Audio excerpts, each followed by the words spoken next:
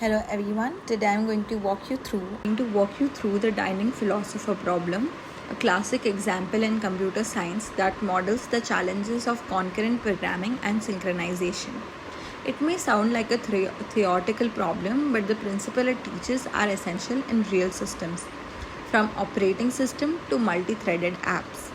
We'll explore how the problem was originally proposed, what makes it difficult, and then dive into two core solutions using semaphores and monitors, with comparison, examples, and reasoning throughout.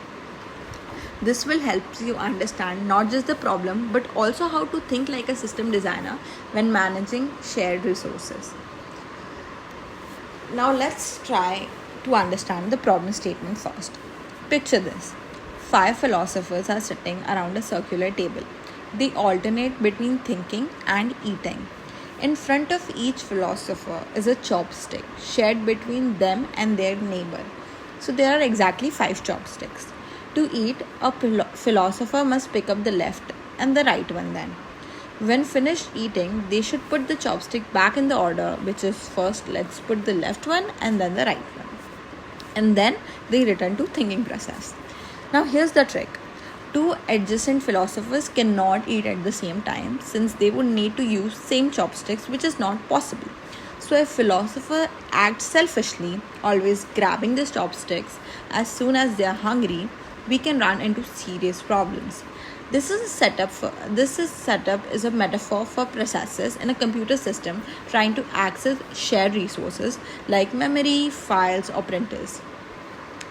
Now let's understand the core concurrency challenges which could occur in this problem, such as deadlock, starvation, or race conditions. Now the 3 fundamental challenges could be first, deadlock. Now deadlock is a situation where every philosopher grabs their left chopstick and wait for the right one, which is held by their neighbor. Now everyone is waiting forever, no one can get to eat and no one can proceed. So this satisfied the 4 necessary conditions for a deadlock: mutual exclusion.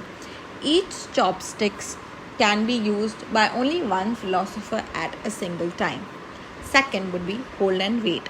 They hold onto one chopstick while waiting for the other one. Third one would be no preemption. You can't take chopsticks from others. Fourth one would be circular wait. Each philosopher waits for the next one. Now let's understand the second problem. That would be starvation. Let's say philosopher don't deadlock but still behave greedily. Some may keep getting chopsticks faster than the others, causing a poor philosopher to wait forever and ever, and that will be starvation. Even though the system is running, it's totally unfair and unjust. Now the third problem could occur, that would be race conditions. If 2 philosophers try and pick the same chopstick at the same time without proper synchronization, unpredictable behavior may occur. This is common in real-world multi-threaded programs and apps. Now, this was the problem. Now let's go on and understand the solutions that were also proposed by Dijkstra. So, understanding semaphore. How do we prevent this issue? One approach is using semaphore, a powerful low-level tool to control access to resources. A semaphore is a gatekeeper. It is an integer value that tracks how many processes can access a resource. It supports 2 atomic operation. First one would be wait, indicated by P bracket. Second one could be signal, indicated by V bracket. The wait means it decreases the semaphore. If the value is less than 0, then the process will be blocked. And the signal is used to increase the semaphore value. If the processes are blocked, one of them is allowed to proceed. Now there are 2 types of semaphore. First would be binary semaphore, second would be counting one. Binary is used for values like 0 and 1, and counting semaphore allow more value for one resources. That means, for example, 3 users can use a printer pool with a value of 3. Now in a problem, semaphore helps control access to chopstick and enforce mutual exclusion. only one philosopher can use a chopstick at a single time. Now let's deep dive into the semaphore strategy, the naive one and the improved one. The naive strategy. Every philosopher tries to pick the left chopstick first and then the right one. But if all 5 philosophers do the same at the same time, each picks the left one and then forever waits for the right one, this leads to a deadlock. Now the improved strategy would be asymmetric strategy. To solve this, we break one of the deadlock condition, which would be circular wait. Instead of all philosophers picking up the left one first and then the right one, which makes them wait forever for the right one, let's do one thing. The philosopher first, second, third and fourth, which is philosopher 0, 1, 2 and 3, picks the left one first, then the right one, like they always do. But the last philosopher, philosopher 4, picks the right one first and then the left one. What it does is, it breaks the loop and ensures at least one philosopher can eat, which prevents deadlock. This small change can completely transform the behavior of the system. Now let's understand the code walkthrough of semaphore. So first of all, we make an array of 5 chopsticks and initialize each value with 1, which means those chopsticks are available. Then we put a if condition. If the philosopher is not the fourth one, which is from 0 to 3, we make them pick the left one first and then the right one. Else, we make them pick the right one first and then the left one. Then we put the eat function in it, and then they put down the chopsticks, first the left one, then the right one, which is the I and I plus 1. Even though this avoids deadlock, starvation can still occur, especially if scheduling is unfair. One philosopher may be too slow to grab chopstick, which will making getting skipped forever, and which will definitely lead into a deadly starvation. So this was basically the first approach, which was semaphores.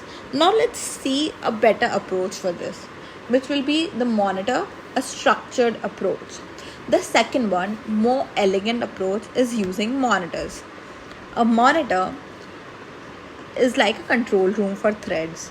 It handles access to resources and automatically enforces mutual exclusion. Inside a monitor, only one thread can execute at a single time. Monitors also support condition variables, which allows threads to wait and signals when conditions are right. In the monitor solution, each philosopher has a state, either thinking, hungry, or eating. A philosopher changes to hungry when it calls test to check if the neighbor is eating. If both neighbors are not eating, then they proceed. If not, then the philosopher waits. This model allows for a safe and fair resource sharing while avoiding both the conditions, which is deadlock and starvation. Now let's take a simplified version of the monitor-based logic in a Java system. First of all, we make a class dining philosopher. In that we have 3 states, which is thinking, hungry and eating. Now we make 3 programs, which is first take fork, second would be put fork and third would be test. First we'll test of the state of the philosopher, if it's hungry, eating or done eating. According to that, we will take the fork, put the fork in the same order like we did before. This is a code run through for the monitor problem. This solution is more structured, fair and scalable. Every philosopher gets a chance to eat and there's no circular waiting. Let's see the solution first. Status checked, condition is checked, lock, then return lock. Void take forks, log the forks, state hungry. Then we test if the philosopher neighboring to us are eating or not. If they are not eating, then we start eating. If they are, then we wait. Now for the put fork condition, we lock, then we check the state to thinking, and then we test the left neighbor, test the right neighbor, and then put the forks. The test condition does the same. It checks whether you are hungry, eating, or thinking. Now we'll take a look down at the comparison table of semaphore and monitor. First of all, level of abstraction. In semaphore, it's low level, but in monitors, it's high level. Control. In semaphore, it's manual. You handle the logs. But in monitors, it's automatic. Logs are handled by the monitors. Third one could be deadlock risk. In semaphore, there is high deadlock risk if flawed, but monitors, there's very likely and low deadlock risk. Starvation is possible in semaphore if unfair scheduling is done, but in monitors it's less likely to be signaling towards starvation because the code itself is made to avoid both deadlocks and starvation, and hence it's better than semaphore. Now the code complexity of semaphore is definitely less complex as compared to monitors, but the monitors one is more organized and safer, but semaphore is easy to misunderstand. Although it's easier, but it's also easy to misunderstand, whereas monitors are organized and very easy to understand. The use case. Now the use case for semaphore is operating system level embedded systems, but in monitors it would be Java, C#, Python, concurrent apps. If you're waiting system level code, semaphores may be required, but for the application level code, monitors are safer and more readable solution. Now let us understand the real world application of both the solution and this problem, and how this problem and the setup and the solution can be used in our real life applications. First one would be operating systems. Resource locking in CPUs, schedulers, memory access control. Semaphores are widely used in Unix, Linux kernel code. Second one would be database management system. When multiple queries access a shared database, locks and semaphores prevent data corruption. Third one could be multi-threaded programming. In Java, Python, C#, monitors and logs manage concurrent access to memory or input-output safety. The fourth application could be iCloud services such as API gateways and containers use synchronization to handle traffic and shared services. So while philosopher is a theoretical problem, principles apply everywhere in life, in computing as well as in the real world. Now, let's take a look at the conclusion of the whole problem, the key takeaways, what we learned, which is better. Let's take a look at the conclusion. So, what did we learn? The dynamic philosopher problem teaches us how tough it is to share limited resources fairly and safely. When we have limited number of resources and fixed number of people, we need to ensure that everybody is getting resources. Nobody has to face any unfair or unjust sharing of resources. Semaphore offer flexible but prone to errors like deadlock if not handled carefully, whereas monitor solution provide a clean, safe way to manage concurrency while structured logic and fairness. These solutions are not just theoretical; they are used in real systems, helping preventing bugs, crashes, and resource abuse. Thank you so much for listening. I hope this helped you understand this topic better, understand the solution better, and how we manage resources sharing in complex system. Thank you.